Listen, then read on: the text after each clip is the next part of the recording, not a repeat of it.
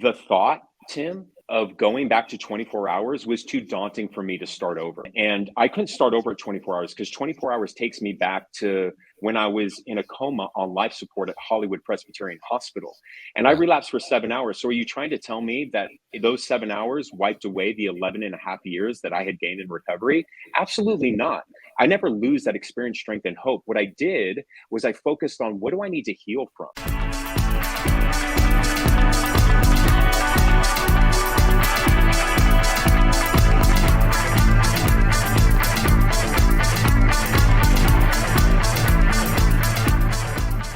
Hello, my friend, and welcome to another episode of I Love Being Sober, sponsored by Camelback Recovery, Arizona's preferred sober living option to help AA newcomers stay sober during their first year in the program. If that's you or someone you know, then you're in the right place, because my name is Tim Westbrook, and I'm the CEO and founder of Camelback Recovery, here in the always sunny and always sober Scottsdale, Arizona, where my team and I, over the course of many years, have helped thousands of people to stop their suffering and continue on their path to recovery. Let's get clear on one thing. We believe that a relapse or a slip is not a part of recovery. And that's exactly why this podcast is dedicated to you or any loved one you know in their first year of striving to live a clean and sober life. The purpose of this podcast is to come clean with all of the misinformation that's out there about recovery, addiction treatment, mental illness, and the strategies to stay sober in general. So if you believe you're in the right place, or if you know someone who is struggling with addiction, then it's my privilege to share this podcast with you. Now, I have no idea if you and I have ever met, but what I do know is that AA saved my life.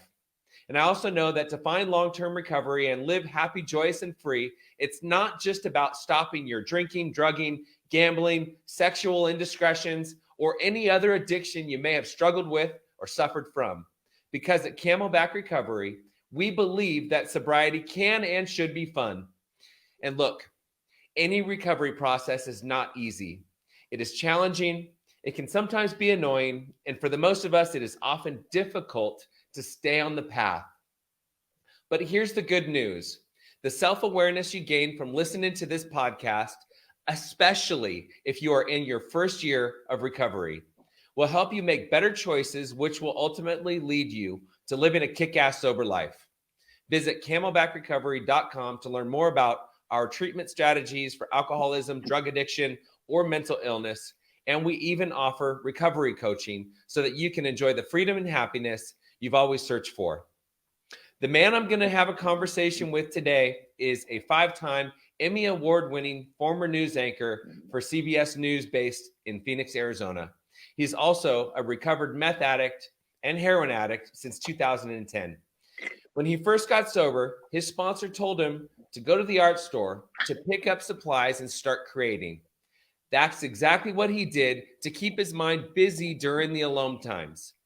He says creating art saved his life, and it continues to be his main source of ongoing therapy and recovery. He has also received recognition in the art world for his abstract style painting. He was just nominated in 2021 for the Phoenix Art Museum's Emerging Artist Award. His podcast, Escaping Rock Bottom, focuses on mental health, and the podcast goes in depth on all things addiction by talking with addicts in recovery about their experience, strength, and hope. His podcast is currently being used as a daily workshop at more than 24 treatment centers across the country. Additionally, he is a best-selling author. His memoir, Mascara Boy, about child sex abuse and trauma, remains in the top 5 bestsellers on Amazon in the category of substance abuse. My guest today is Brandon Lee, and Relapse is part of his story. Yep. Today, we're going to talk about his relapse led him to finding his purpose in life. Brandon, welcome to the show. So glad to have you here. Hey, what's up, Tim? It's good to be on your show. I usually have everybody on my show, Escaping Rock Bottom. So I always love when the tables are turned and other folks are kind of leading the conversation. But I'm super grateful. I always say that the more voices out there, the better. I'm so glad I'm not the only one doing a podcast on recovery. I think it's so important to have as many people speaking out loud about their experiences in recovery. So kudos to you for launching your podcast. Yeah, absolutely. And I'm so grateful to have you here. And to your point, the more people that talk about it, the more people we reach, and everybody has a different message that resonates with them. And so the goal of this conversation today is if we can put something out there that resonates with somebody and we can save one person's life or help one person find recovery, then that's what it's all about. Then that's what it's all about. Yep. Definitely. Yeah, and I love that you listen, Tim, for 12 years, I went to 5 meetings a week in AA. So if you do the math, that's a lot of meetings. Yeah. And I do know what you said, and what you said about how this podcast for you is letting people know that relapse does not have to be part of their story. But, I'm always here to say that it may not have to be part of your story, but it also doesn't have to be the end of your story. I see about 60 people, 60 recovering addicts a day in my art studio as part of my art healing program. And Tim, 99.99% of the folks that I see daily in my art studio have experienced relapse. And I think that one of the reasons why I speak so much about relapse and the shame about relapse is to help people rid themselves of the shame or when they do relapse, because it is a high majority part of people's stories. Yes, it doesn't have to be part of your journey. Of course, it doesn't have to be, but it is a high majority part of people's stories. And I want people to understand that just because you relapse, it doesn't have to always be a negative experience. It can actually give birth to something really beautiful if you heal from it. Absolutely. And I was at a meeting. I was at a conference in Palm Springs last week, and I went to one of the meetings there, and the topic was literally we talked about relapse. And I don't remember. I mean, there's not many meetings where they talk about relapse and how relapse is part of the story. I mean, one person was sober for 20 years, and then she relapsed. And as soon as she got clean, she came clean because there's so much, to your point, there's so much guilt and shame, especially when someone they have some time. They have 6 months or a year or 5 years or 10 years or 13 or 11 years, or 11 like me before I had my first relapse. I mean, but the sooner you own it and come clean, the quicker you're going to be on the rebound, right? Yeah, without a doubt. I mean, my relapse lasted 7 hours, and I call it 7 hours of dark.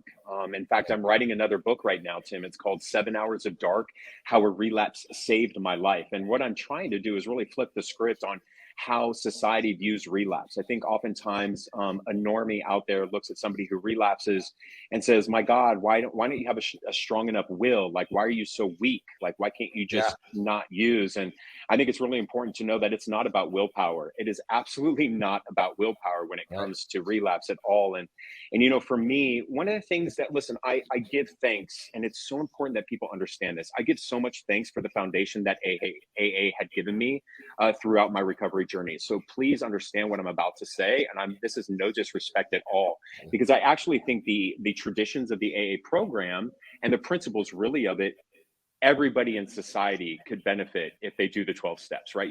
Shouldn't just have to be sober or in addiction and recovery in order to do that. I think everyone would benefit from those things. Here's where I differ. I don't believe you lose the time that you gained when you relapse. And I don't believe you start over at 24 hours. Because I think that actually prevents a lot of people from continuing their journey within AA and recovery. I think that when they relapse, because listen, at 11 years when I relapsed, the thought, Tim, of going back to 24 hours was too daunting for me to start over. And I couldn't start over at 24 hours because 24 hours takes me back to when I was in a coma on life support at Hollywood Presbyterian Hospital. And I relapsed for 7 hours. So are you trying to tell me that those 7 hours wiped away the 11 and a half years that I had gained in recovery? Absolutely not. I never lose that experience, strength, and hope. What I did was I focused on, what do I need to heal from? I was only out for 7 hours on my meth relapse, which is not a long time at all. And nor did I feel it necessary for me to show up to a room in front of a bunch of random people to announce that I've relapsed. Taking accountability is me sharing that with my shaman and sharing it with my therapist that I had relapsed and I needed to do more inner work because I wasn't ready to tell the world, especially as a public figure, that I had relapsed. And so I did take accountability with my therapist and my shaman, and I began to do inner child work that I had never done, because at that time, Tim, I had only gone to meetings. I hadn't done trauma therapy. I hadn't done shamanism. I'd never done inner child work. And so when I say that that relapse saved my life and gave birth to my new life, I mean that, because without that relapse, my shaman asked me this question: Brandon, do you love the life you have today? And I tell Toby, my shaman, Toby, I love the life I have today. If I count time a year and a half after a relapse, I'm happier today than I was at year 11. I'm happier today than I was at year 10. So looking at that, why would I regret the relapse that I had? I began to do that inner child work that has given birth to a new Brandon. And that's only happened because I experienced that relapse. That relapse only told me to say, hey, Brandon, you have a lot more healing work to do. I agree with you on, if someone relapses, they have 11 years. You had 11 years, you relapsed for 7 hours. Yeah. It doesn't mean that that's one of the issues I have. I love AA. AA saved my life. And, me too. And I believe, like you believe, that, I mean, there's lots of people that say everybody should be involved in some sort of 12-step program. Everybody should work the steps.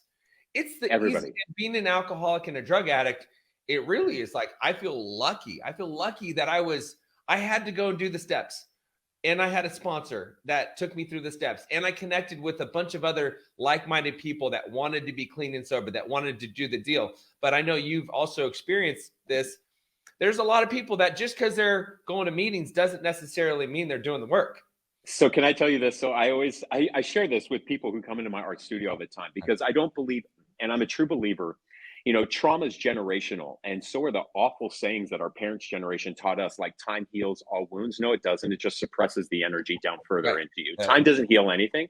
And from what I've learned is that if I'm happier a year and a half after a relapse than I was at year 10, then time in recovery doesn't equal happiness. And that's something that I've had to walk through and live through with lived experience, because Tim, as you know, as I'm sure many of the meetings you've gone to, have you ever been to a meeting where somebody is collecting 35 years and they get, they stand up there, they have their 35-year medallion, right? And sometimes the saltiest, the crankiest, and the crustiest people in a meeting are those with 35 plus years. Why? Because granted, they've never picked up a drink or used. Congratulations to you. But how many wives have they had? How many times have they cheated on somebody? And are they showing up for their kids, right? And are they doing well for others? And just because you have a length of time in recovery does not make you a healed soul, okay? It does not make you nice. As a matter of fact, one of the things that I used to hate was this saying where I'd hear these old timers say, hey, sit down and shut up to the newcomer. And I'm like, my goodness, that's the last thing you should ever say to a newcomer. Let them share. Let them get that energy out, because if that's what's going to prevent them from drinking or using, let them use that space to do that. Don't tell anybody to sit down and shut up for the first year. And so I tell them, you sit down and shut up. Like, don't ever be like that. Don't be mean to those people coming in. And so time doesn't equal happiness is what I want people to understand. And I don't want people to sit there and think that you have to wait a year to celebrate your recovery, because I don't count time anymore, Tim. I don't collect chips. I gave all my chips back. I don't count time. It's not important to me anymore. And so what I tell people, I said, listen, you shouldn't have to wait for a birthday to celebrate your recovery. My God, celebrate it after 5.5 months. Celebrate each day. You don't have to wait for a year. Because what I experienced was, as soon as I hit 1 year, okay, the day after I collected that chip, that afternoon, I experienced this crash, this almost emotional crash. Like, God, I have to wait another year to celebrate me. And so when I hit 2 years, it wasn't good enough. And I was like, no, when I hit 3, then I'll be happy. Well, guess what? When I hit 3, I said, no, as soon as I hit year 5 is a solid number, then I'll be happy. And what I wasn't doing was just enjoying the moment and enjoying the present and enjoying the now. And so that's why I encourage people. It doesn't take a long time to achieve happiness. So that's just the one thing I kind of push back about the whole, the word continuous in recovery, because I just don't want people to not come back because they feel like they have to start over at 24 hours, because you don't. I would agree with you on that. Yeah. Okay. So let's go back. I want to kind of dig into your story a little bit. So if you don't mind, tell me a little bit about your upbringing. Yeah, for sure. So I grew up I share my story all the time. And I think it's really important to point out that I did grow up probably the most privileged little white kid in Orange County, California. I grew up on the beaches like Laguna Beach, Corona del Mar, Newport Beach, the Wedge, if you're familiar with Southern California. I like it, the Wedge. Yeah. I mean, listen, I woke up every morning out of my bedroom window and my it was the view of the wedge. So it's super privileged. I never had to worry about a roof over my head. I never had to worry about food on the table. And my family did send me to the best, honestly, the best private Catholic schools around. If any of your followers are NFL football fans, Carson Palmer, the former quarterback for the Arizona Cardinals, was one of my best friends in high school at Santa Margarita Catholic High School. I played soccer. I played international soccer. I had a chance to go to Europe when I was a teenager and play. So from the outside looking in, I had a perfect life. But at age 15, I began abusing cocaine and became a sex addict and became actually a sex worker. And what people don't know is that all that privilege that I grew up around did not prevent me from being repeatedly molested as a child by my next door neighbor, my youth soccer coach, and also my piano teacher every Friday, who had unfettered access to me. All in addition to that, was also physically and mentally abused, unfortunately, by a mother who I know her intent was to never harm me, but unfortunately she passed down trauma to me. And so at age 15, I began to act out. So even though I was growing up with all this privilege, all that child abuse had a huge impact on the development of my brain. And so at age 15, I became a drug addict. I became very good at going into survival mode, because survival mode for me, in order to survive, was to put a smile on my face and do really good in school, overachieve academically and athletically. And so at the age of 21, I got into NYU. And so I was in New York University, and unfortunately was there on 9/11. I was actually on the subway and was trapped underground on 9/11 on my way to work. And I leave people with this. I don't need to go into detail, but I saw things that day that, Tim, no human should ever see. I'll leave it at that. And I didn't even count that to be a traumatic life experience. I just suppressed that even further. It's also when my recreational drug use began to skyrocket all the way to the very end. So yeah, go ahead. You started experimenting at 15, right? At 15 with cocaine, yeah. At 15. And when did you 15, and you said it started to escalate at 21? Yeah, really started to take off at age 20. Did you ever think you might have a problem in between 15 and 21, or did you just think you were recreational? I'm doing the things that my friends are doing. And that's it, right? We surround ourselves with people who are doing the exact same thing. So the mirror, so that mirror reflection doesn't look any different, right? So that's why you think what you're doing is normal. It's that recreational partying. It's what everybody else is doing, what I'm doing. So what I'm doing is okay. That kind of mentality. And so, at the very end, I was an anchor in Los Angeles, California, for a station, KTLA 5. And I used to get off the air at 10:35 at night. And by 10:40, I was doing GHB in the parking lot and doing meth. And, like many people who are in recovery have overdosed at some point in their life or have experienced that. I did too. I was in the slums of Los Angeles. I was in a back alley getting high on meth. Here I was a news anchor an hour earlier, and then I was in the slums of Los Angeles. And my overdose, I ended up cracking my head open, collapsing and cracking my head open. I ended up at Hollywood Presbyterian Hospital in a coma on life support for about a week's time. And when I came out of that coma, Tim, the chief neurosurgeon sat there at the end of my hospital bed, and he looked at me and goes, "Brandy, you've been out for about a week, and unfortunately, you have a lot of bleeding in your brain right now. And if we don't cauterize those veins and do brain surgery, you're likely going to die in the next 48 hours." And I looked at him, and I was not done. I literally unhooked myself from life support, and I walked right out of the hospital wearing a hospital robe and hospital socks. I walked right down Hollywood Boulevard, and I found my truck, Tim. And the last thing I consciously remember, as if it was yesterday, I got into the truck and, like a zombie, opened up the center console, got out my my meth pipe, and I got high in my truck again.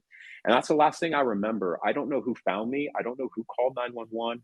But I ended up in a coma on life support again in the same hospital with the same team of doctors around me who had saved my life twice in 2 weeks. And was really the first time I was shown compassion. This beautiful Black nurse, maybe 5'0", came to my bedside. She held my hand and she said, "Brandon, do you believe in God?" And I looked at her and I said, "No, I don't." And she goes, "That's okay. My God still believes in you. I've saved your life twice in 2 weeks. So I'm going to give you $10 in cash out of my own purse. And I want you to go to my church on Melrose and Mansfield. When they release you, they have an AA meeting there, and I want you to go to it." And I made her that promise. And Tim, when I was released, I went to that AA meeting, and I was sober ever since that day of 11 and a half years before I relapsed. Wow. So you were, so 21, at 21 years old, it was when your drinking and drug use escalated, and then you ended up in LA. How long after that were you in LA and overdosing? Yeah, I would say that period of overdosing was probably a period of a year. I was 20, gosh, I was 28, 29 years old when I got sober. So 21 to 28, 29 was hardcore. Just a blur, right? Just super high functioning blur. Yeah, functioning blur. Yeah. Okay. Yeah, I can. And you talk about GHB, which GHB is also part of my story. I mean, I can't tell you. It's all sex fueled for me. So, that's what I always tell people. Like, I was never a project tweaker. I knew project tweakers, like they would like crochet or clean their house. I'm like, why would you do meth and do that? That sounds very boring. So right. Mine was always sex driven, but it's no wonder, right? Being early sexually exploited as a child, that my drugs was so tied to sex. Right. Okay. So you got clean and sober, and then you were clean and sober for 11 and a half years. Okay. And then what happened? Yeah, for sure. So 2020 was really difficult, right? 2020, the pandemic hit. We always say in recovery, the opposite of addiction is connection. And so the isolation really with everybody, excuse my language. It really messed with everybody. And addicts or non-addicts, it just messed with our wiring, because the pandemic was a traumatic life experience.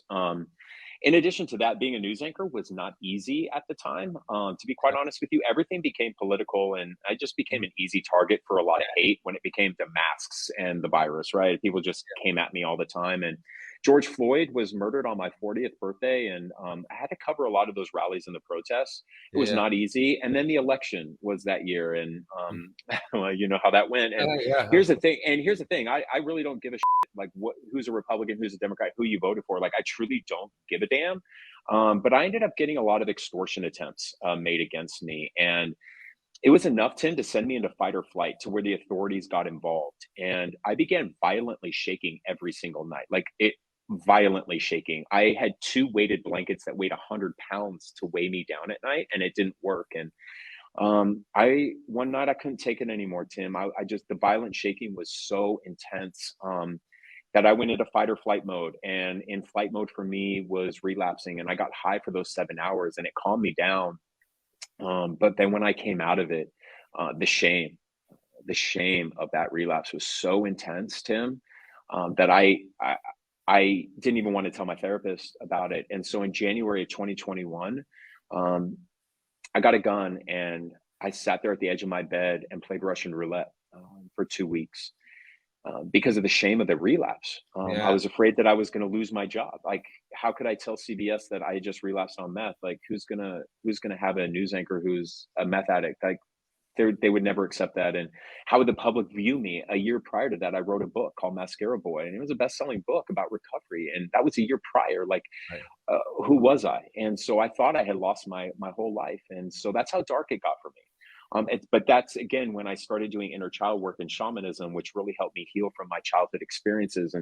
And that's why, Tim, I speak so openly about my relapse now, is because I can't be the only one who suffers that weight of shame after a relapse. And I never want people ever to contemplate taking their life because they think they have to start over. And just the thought of starting over is daunting. And that's why I don't count time anymore. And that's why I tell people also, like, for those who really take a lot of pride in their chips and counting time, you do you. I'm not trying to take that away from you. But I tell a lot of people, I see a lot of broken people every day, and I look at them, I'm like, stop counting time. Stop counting time. Okay.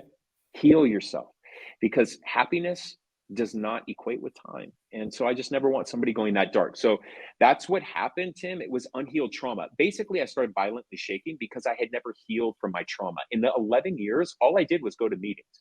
Okay. I didn't do any inner child work. I never went to treatment. I never did EMDR to get me past the frontal lobe to the lower part of my brain, where we store those traumatic memories. More importantly, we store that energy in the lower part of our spines. The body keeps the score. It's a great book. Everyone should read it. It's because our bodies remember that trauma. And until we go back and do the inner child work, we will continue to relapse. It's why I tell everybody, if you're a constant retread and you continue to relapse, have you done inner child work? Have you gone back to heal yourself from the trauma? Because trauma, in my opinion, is the gateway. Unhealed trauma is the reason why we use. Okay. And so until we heal from that trauma, we will likely be triggered again down the road. Meetings are not the only thing. It's why I look at recovery as a pie chart. Meetings are a sliver of the pie, they're not the whole pie, right? EMDR, trauma therapy, life coaching, things that you offer at Camelback Recovery are part of a whole pie chart. It's not just one modality that heals all. It's all. There's lots of people that think that trauma is the root of all addiction. That's what Gabor Mate thinks, that trauma. I'm a huge believer of that. Yeah, absolutely. And the body does keep the score. And I tell people all the time, until you heal from the cuts that have made you bleed, you will bleed on others who never hurt you. And I know that my mother's intent was to never hurt me nor harm me. She did the best she could. She suffered a lot of abuse as a child. And unfortunately, she passed down that trauma to me. And my shaman asked me this, Brandon, you love the life you have today? And I tell him all the time, Toby, I love the life I had today. He says, good. Then you need to give thanks to the mother who abused you, because Brandon, without her, you would not have this life you had today. Yeah. And he says, Brandon, you love the life you had today. Toby, I love this life I had today. He goes, good, then you need to give thanks to that relapse you experienced, not suffered, experienced in 2020. Because Brandon, without that, you would not have this life you have today. I love that. Life happens for me, not to me. Relapse happens for me, not to me. It doesn't have to be part of the story, but to your point, it's part of the story for a lot of people. Most people. A high majority. Yeah. And I like you're pointing out that 12-step recovery is just a little sliver. It is in the grand scheme of things. It's, you have detox, you have treatment, you have EMDR, you have, IOP, PHP. Congratulations, by the way. You guys just launched an IOP program, I believe, June 1st. Yes, we did. And we're in the Biltmore, and we have, that's another level of care. And it is. And it's so important people understand that, because I have to tell people, and I'll preach it to the end of time, my time here on earth, is that we have to look at recovery as a full pie chart. And there are pieces of a pie that make a whole person. So if you're somebody out there who's just going to meetings and you're miserable and you're struggling and you're white knuckling, you need to add another piece of the pie to your recovery, because recovery to me is showing up and doing good for others. Recovery to me is being a good father, being a good husband, being a good human.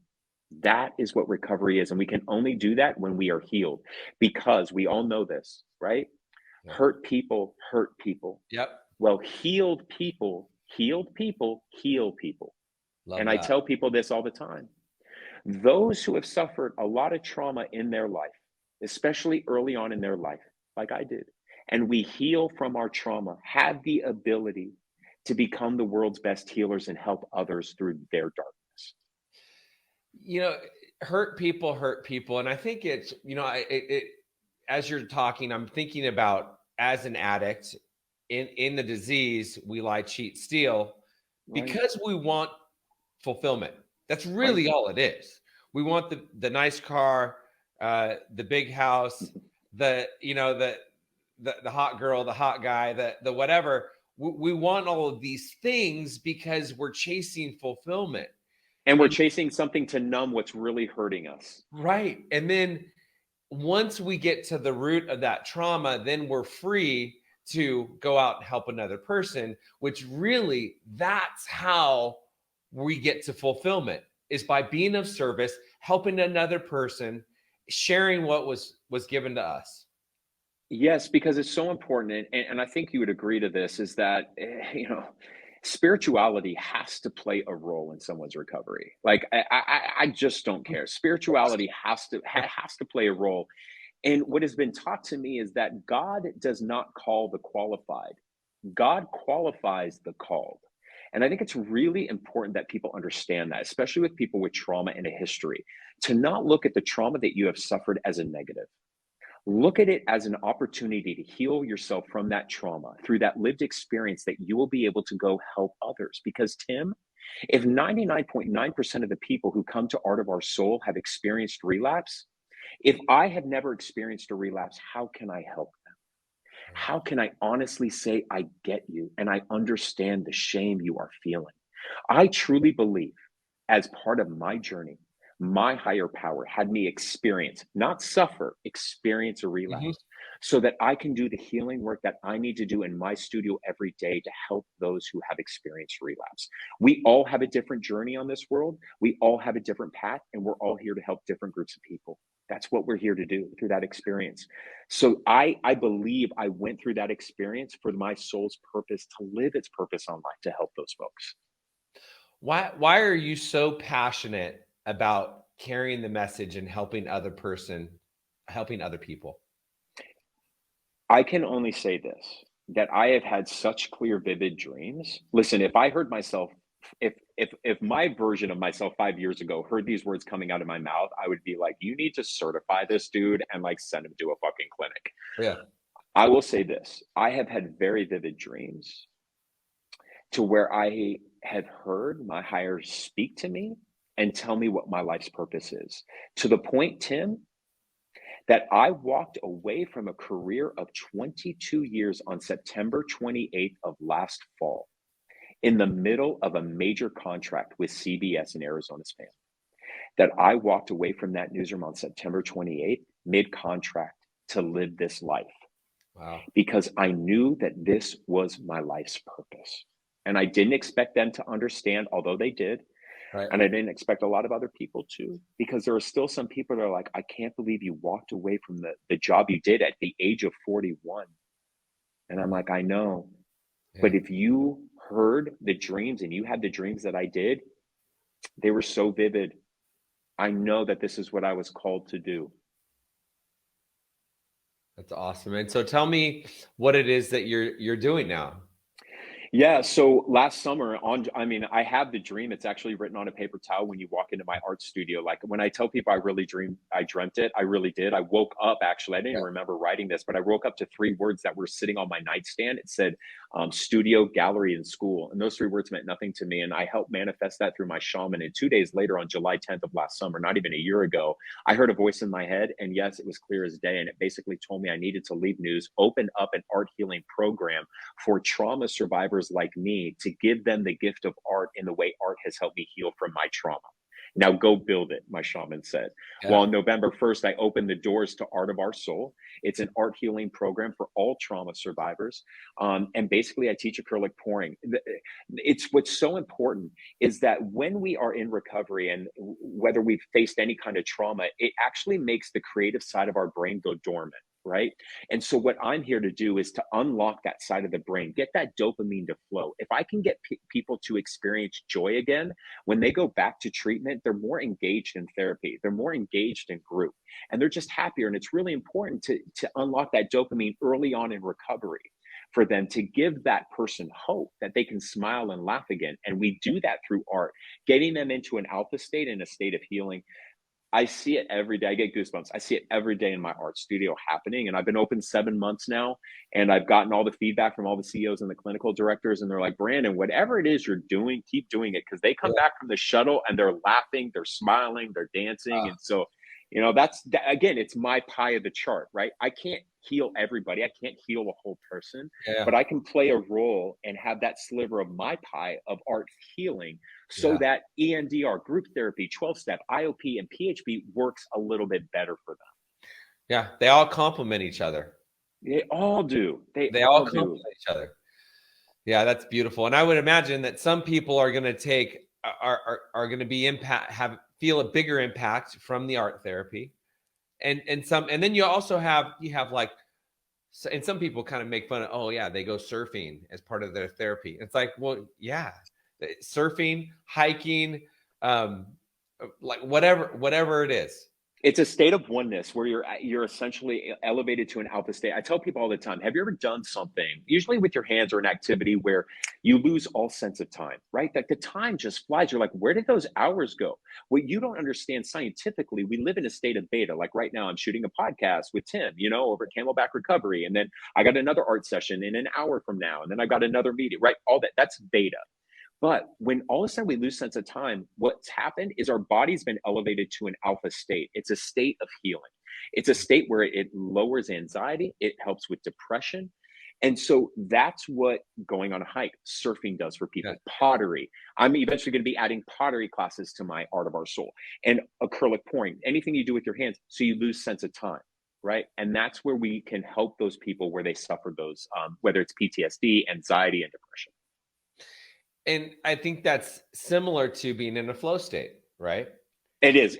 That's exactly right. That's Being in the in flow. the flow. Correct. And you know what my shaman actually told me when I first started? He goes, Brandon, how many treatment centers have committed to your program? This was back in November, and Yeah. I had three. Yeah. And he goes, I need you to stop reaching out to treatment centers. And I was like, yo, Toby, I'm all down with the spiritual gangster stuff, but like, I'm trying to run a business, I and need like to make some money over here. I was like, that's not really the best business advice. And he goes, Brandon, I'm going to tell you something. He goes, when you're in the line of healing and healing work, those who need you will find you. You don't need to find them. Yeah. And sure enough, I hit 15 treatment centers. So it's like, in 7 months. And it just, when you're doing good and you're in the flow, as you say, it's what my trauma therapist says, you're in the flow. You are in a state of, you are in the flow, and you just know it. Like, nothing is forced. It just happens. And I don't know how anywhere else to describe it other than like right now, I'm in the flow. It just all flows. Yeah. Yeah. It's beautiful. It's like, but it takes work. It takes you, work. you have to, like, you have, well, they say, flow follows focus. Okay. And there's a guy named Stephen Kotler that wrote a book, The Art of the Impossible. And that's the first time I'd heard that. And it's like, okay. And you think about it when you're in a yoga class, the whole point of a yoga class is the shavasana at the end. And I don't know about you, but that's normally when the thoughts come to me. If I'm on a bike ride, if I go, I love to cycle, and I go on these rides and I work really hard, and then I swear all of my best ideas come to me during the last 20 minutes of the bike ride when I'm just cruising home. It's like, light bulbs. You want to know why? Because what you've done is you've freed the blockages in your brain to allow that to flow, right? I call like depression, anxiety, fear, trauma, all that are just blockers to get us to where we really need to go. And when you're doing those activities, what you're doing is you're reducing those blockers. And then towards the end, you'll notice is when all those ideas are flowing, because you've removed the blockers and now it's allowing that creativity to flow. Yeah. And it can't be something where you're like focus, meaning something that's kind of hard. Like you have to really focus on it, and that's when the blocks come down. Correct. I mean, and it takes work, and I don't want people to think that like, oh, Brandon's life is so easy. I'm like, I do a lot of work. Like my shaman sessions my inner child work are like 2.5-hour sessions, and it's constant. This isn't like a one and done thing. Like it's a lot of work. It's a lot of work to maintain it. Well, you have to do the work. You hear a lot of people, they say, you got to do the work. You got to do that. Well, what does that mean? And how do you go and do the work? Because some people, they just don't even know what to do. Right. Like how did you realize you needed to do inner child work? What was my relapse? I mean, that's what it was. That was my awakening moment. My relapse. I was like, well, God, what I've been doing up until this time clearly didn't prevent me from a relapse. Right. That's what I'm saying. Like I had 11.5 years in my bank, and that didn't stop me from relapsing in 2020. Yeah. So, I was like, well, I need to do something else. And that's when I told my trauma therapist, because I did do trauma therapy at that time. And she goes, you're ready for Toby. You need to do inner child work with the shaman. And so that's when I began doing that. It's similar to EMDR. I just do it through deep breath work. In about 8 minutes, 10 minutes of deep breath work, I'm able to drop back, and I actually see my life in a film strip, and I'm able to see childhood memories or traumatic life events. And I'm actually able to go there through a healthy, healed Brandon with the guidance of a shaman and a trained person, and actually heal myself from those, so that it's not a lobotomy. You don't forget about it, but you can actually heal yourself from those moments so that you're no longer triggered into fight or flight mode, right? So I can recognize and acknowledge what happened, but I can tell my inner child, you don't have to run anymore. I'm here. I've got you now. Okay. Yeah. I'm going to take you out of this situation. Believe it or not, man, it works. It works tremendously. It is a lot of work. And I am privileged enough that I can afford a shaman. What my hope is that insurance companies will understand it is better for their investment to allow all of these new modalities to help people, and they should pay for them, because if they don't, they're going to continue to pay for people every time they relapse just to go and do the same old tired thing that they've done over and over and over again. And so I'm a huge push with insurance companies. Every time I have a CEO of a health plan in front of me, I encourage them to include shamanism and deep breath work into their modalities. Yeah, that's great. I mean, I think they're part of their decision-making process. I mean, they have to figure, I can't even imagine being the person that makes those decisions on what insurance companies pay for. What it's a more upfront investment, right? You're going to pay more. Insurance companies would likely pay more upfront, but if you can stop people from relapsing, aren't you saving more in the long run? Yeah, you got to play the different game. The issue, or the main thing, is that there has to be data to support the efficacy of shamanism or whatever it is. Right. And they're finally starting to, they finally started to do EMDR, right? But there was a time where insurance companies weren't paying for EMDR. Right. Right. And I think there's a lot to it. There's a lot to it. Okay. So let's talk about your podcast, Escaping Rock Bottom. Yeah, my podcast, Escaping Rock Bottom, it's really simply put, it's just a lot of people coming on, sharing their experience, strength, and hope, just their journey, because I think it's really important that, what gave birth to it actually was I was writing a book, and 6 months prior to it, I was actually just starting a podcast to build a base for my book for it to launch. And then it took off in these crazy ways. But, we really just focus on people's stories, their experience, strength, and hope, because what I have found is that a majority of people listen to podcasts in the morning, right? When they're on their morning jog, they're on their morning walk, or on their commute to work. And so what I figured, what it's now become is people listen to my podcast on their way to work. I've got 3 seasons, probably over 120 episodes, and at least, and so people can listen to them on their drive. So if you can't make a meeting, it's like going to a meeting. You're hearing somebody qualify and share their experience, strength, and hope. And it's really just a free flowing conversation. The cool thing is that it's now being used at treatment centers around the country as part of just even a workshop. So they'll listen to a podcast episode, and then they'll do a group breakout discussion with it. And I think it's really important. I think it's just another voice out there talking about, because as you said, right, we all come, even in recovery, we come from a different experience. You've never experienced a relapse. Well, I have. So I can give voice to those who have experienced that, right? And so I think it's important, the more voices we have out there, the more connection we can make with other people to make them feel like they're not alone. Right. And I think that that's the most important thing, because us addicts, we love to go into woe is me, right? This is only happening to me. And why am I so unique? When the fact is, I'm not unique. And there's a lot of other people that have had the same thoughts, the same ideations that I have had. And by giving voice to it, which is why, if I can say this, and again, not an insult to AA at all. Yeah. Okay. But anonymity is rooted in shame. Okay. Anonymity is rooted in shame. If shame wasn't a factor, why would we need to be anonymous? Why? Right. We wouldn't have to be. The reason why it's anonymous is because if we did share it with our employer, we feared, right? We feared that we would be fired. We feared that people would judge us. We feared we would lose all these things, right? But that's all based out of shame. Right. So if we remove all of that, and the more of us that speak out and openly, and we give a face and a voice to what addiction and behavioral health looks like, we're going to realize it looks like Emmy award-winning news anchors, right? It looks like lawyers, and it looks like doctors. It's not just a person living under the 7th Street Bridge. So that's why I tell everybody should say and be proud to say, I suffered behavioral health. I'm in recovery. And this was my story. Because what they're doing is actually helping that person who needs help to come out. Right. Yeah. And when I think of Alcoholics Anonymous, and it's anonymous, and it really, what I think of is the fact that it's up to each individual person whether or not they want to share their story. And hey, if somebody doesn't want to share their story, then they get to make that choice. But usually, if you ask them the next question, it's why. Yeah. Why don't you want to share your story? Why? Because they're ashamed.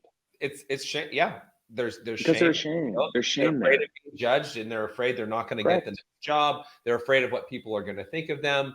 There are negative connotations associated with being an alcoholic or a drug addict. And so my life, and I hope that people with you and your podcast, that CEOs and people who do run their own companies, they look at people like you and me, Tim, and they're like, well, why wouldn't I want to hire a Brandon Lee? Right. Even with his story and his background. Why wouldn't I want to hire them? Why wouldn't I want to work or partner with Tim? These are great guys doing great things in their lives. And you know what? They're living recovery out loud. And I had a relapse in 2020, and I should still be considered for a job if I didn't own my own company, right? I want people to understand and see that I am a face of behavioral health, right? Yeah. And so I hope by us living the lives that we're living makes it a little easier for the person out there to say, I can have what they have too. And I can recover out loud without living with shame because trauma was passed down to me. I didn't choose to be molested as a child. I didn't choose to be abused as a child. But that abuse changed the way my brain was formed because it happened at such a young age. And that sent me off the rails. Why should I be punished? And why should I be shamed publicly for the rest of my life? It wasn't my choice. Right. I was connected with someone by my cousin. He was an investor, and he had some guys up in I think it's in Kansas. They were gonna invest some money into this detox facility, behavioral health, and I happen to know the guys, just because we're both in the treatment world. And he was asking me questions, and I'm sitting over here going, this guy's an investor. He's not in recovery, but I'm sitting here going, man, I would way rather invest my money that's actively working a program of recovery.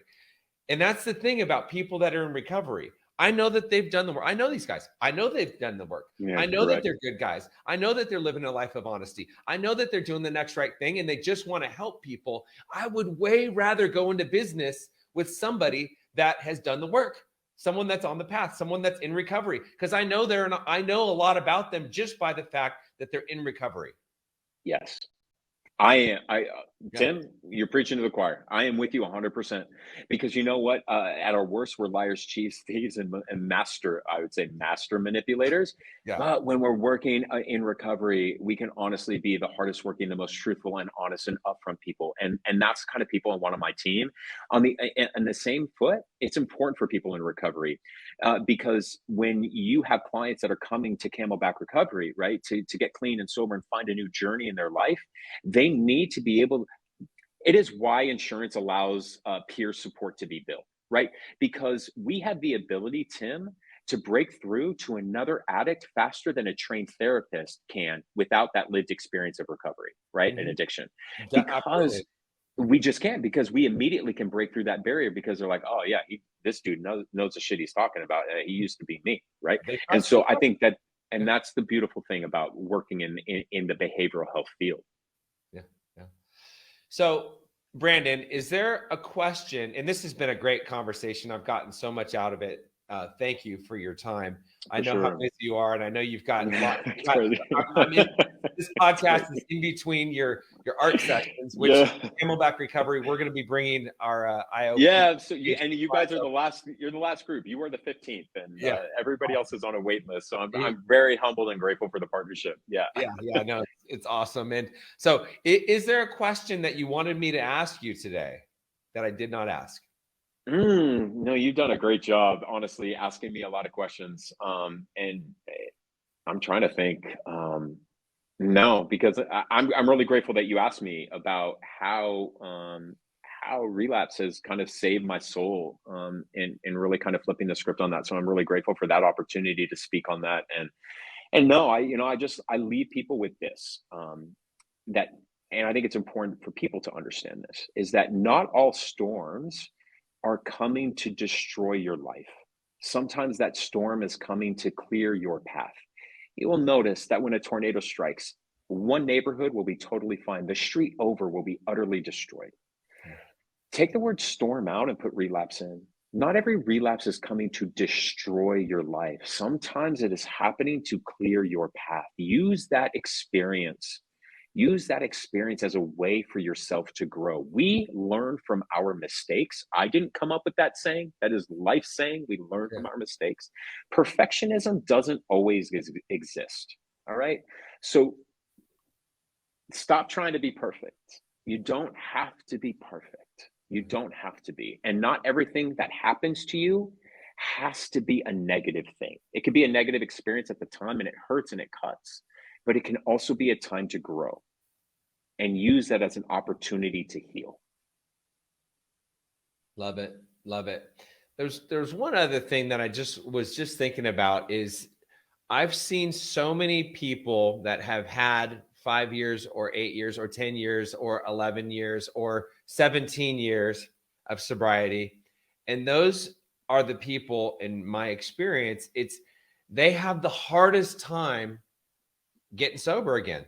Yeah, I'll tell you what. Yeah, because they don't want to start over from day one. They don't want to start because there's too much guilt and shame. Or even if they do start over from day one, it's almost like they just like there's something different. And thankfully you figured out like, hey, there's something different because I already had over 11 years. I've got to do something different than I was doing before. Just going to AA meetings and working with my sponsor and sponsoring guys, like that's not enough. That wasn't enough. There was something. You had to do something different. If you continue to do what you've always done, you'll continue to get what you always got. Yeah, it's the definition of craziness. Definition of insanity is doing the same thing, expecting different results. Yeah. Right. And so what I will say too is that are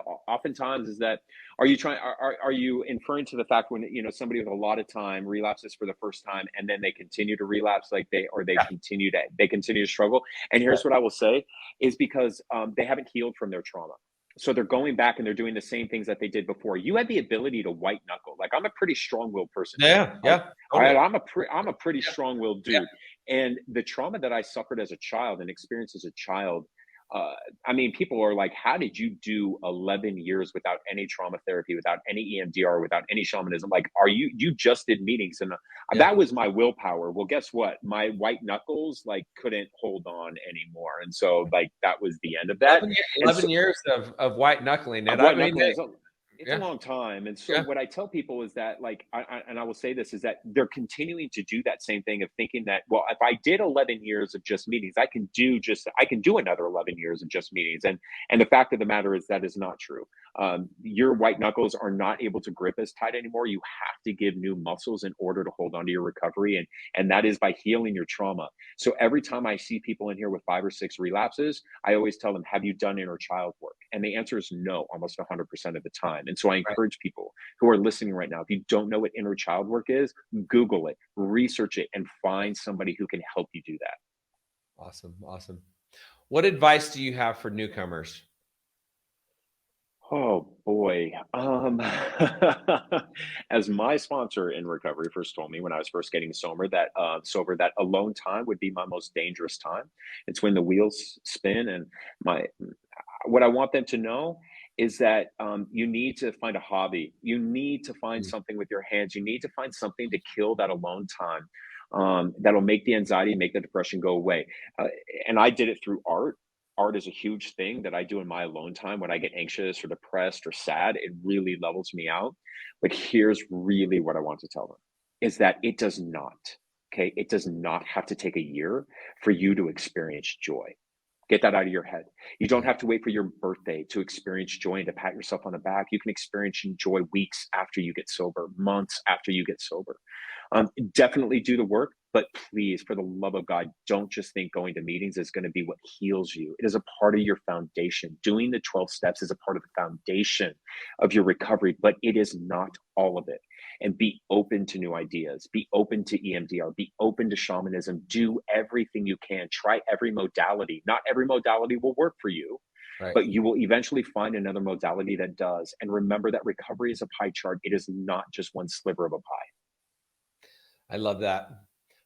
And that's one of the things that I always say. It's people need to get new hobbies, new interests, new friends, new eating habits, new sleeping habits, new exercise for sure. Habits. They pray, they meditate, like all of these things, and new hobbies, new interests, new friends, all of those things need to happen.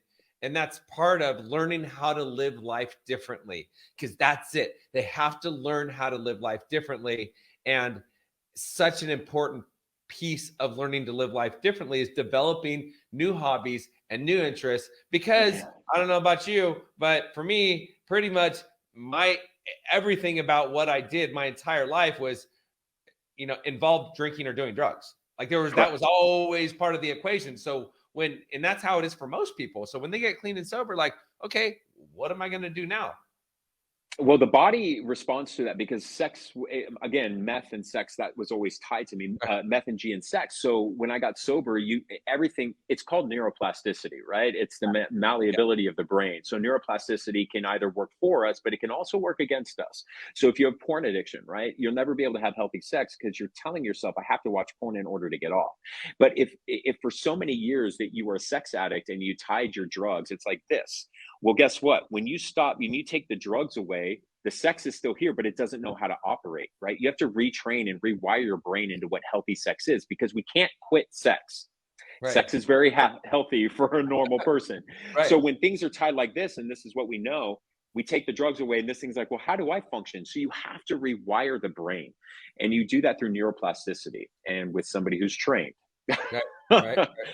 You have to rewire, but as you said, right, that's rewiring your brain in activities, right? New friends, new all this. It's rewiring our brains so it can fire in a way that doesn't cause us to make poor life decisions. So if you're in recovery with 13, 14, or 15 years and you haven't relapsed yet, but you continue to choose a really bad partner, you're on your 7th divorce, okay? You're still doing these unhealthy behaviors, but you're sober.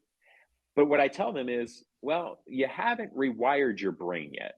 And you really need to rewire your brain in order so that you can make better life choices. You can choose a better partner in your life. Mm-hmm. Love it. Where can people find you? How can they find you? Super easy. I'm all over social media. I know social media is like the devil these days, but it's mostly work. It's the Brandon Lee on Instagram. I'm on Instagram all the time, and Facebook I'm on as well. But you can just check me out online. Just check in the Brandon Lee, artofoursoul.com. Just do a Google search of me. Unfortunately, you will read a lot about me because of the career that I've had. So the good, the bad, the ugly, it all lives online. Great. Now, what if someone wants to be part of Art of Your Soul? If they want to get involved, and they want to do therapy at Art of Your Soul, how can they do that? They can't. I'm not. I know. I'm just not open to the public yet. And I only partner with treatment centers and organizations that deal with people with trauma. So that's the only way I'm open right now. I'm thinking about expanding at some point because here's the thing. I want people who have experienced trauma in their life to have access to it. I just haven't figured that part out yet. So unfortunately, I'm not open to the public. I'm only open to private treatment centers and organizations. So So the way that they can partake in Art of Your Soul is you can go to IOP. You can go to IOP or the IOP at one of the treatment centers. So it would be one of the therapies. So Camelback Recovery, we are partnering with Art of Our Soul. So if part of that program will be coming over, then you get to partake in. Come hang out with me once a week, and we do acrylic pouring as part of your clinical program at Camelback Recovery. So that's the way it works. It's crazy. Here's the crazy thing. I've actually had people graduate, from their PHP or IOP program, and I've seen them for a few months. Yeah. And this one girl looked at me and she goes, but I want to keep coming back. And I'm like, gosh, I'm so sorry. I'm trying to work on an alumni class that'll be funded. So alumni can come.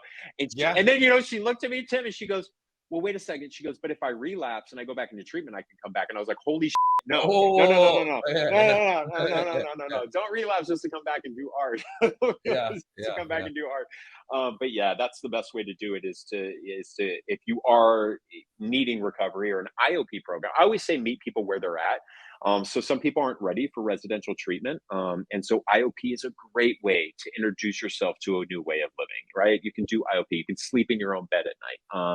If you're still living at home and your excuse is, well, I've got kids or I have this. Well, we can meet you where you're at and check out Camelback Recovery, go into their IOP program and see maybe that's kind of a toe into the door to the new journey. And you can do it that way. Awesome. Brandon, I really enjoyed getting to know more about you. I really enjoyed this conversation. Thanks so much for your time. Yeah, same, Tim. Congratulations on your podcast too, and continue to recover out loud, as we say. Awesome.